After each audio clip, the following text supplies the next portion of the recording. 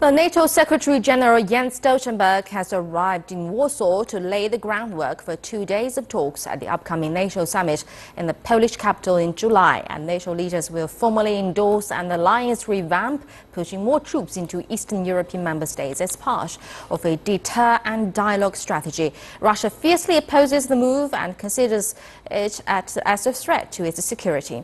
Jack Perrock has more. The NATO Secretary-General Jens Stoltenberg has been in Warsaw ahead of this Warsaw summit of all NATO members coming in early July. Now, it's a symbolic move that he's there as the alliance plans to bolster their forces in the eastern flank alliance countries in reaction to a perceived threat from Russia following the Ukraine crisis and the annexation of Crimea.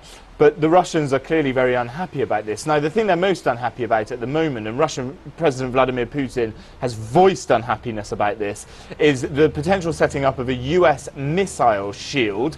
NATO and its allies all say that it's a defensive plan, but Russia says that it sees it as a direct threat to Russian security.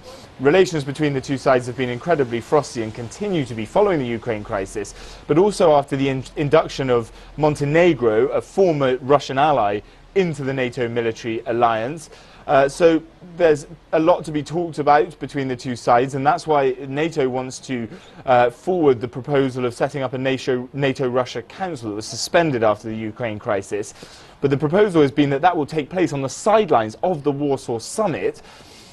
But clearly, with this potential build-up of forces, potentially battalions, NATO Secretary-General Jens Stoltenberg said today in Poland, in these countries, the location has been disputed by Russian Foreign Minister Sergei Lavrov, who's expressed unhappiness that the potential for a NATO-Russia Council would be in one of the countries where forces would be being deployed. We'll have to wait and see. The NATO summit comes in Warsaw, July 8th and 9th.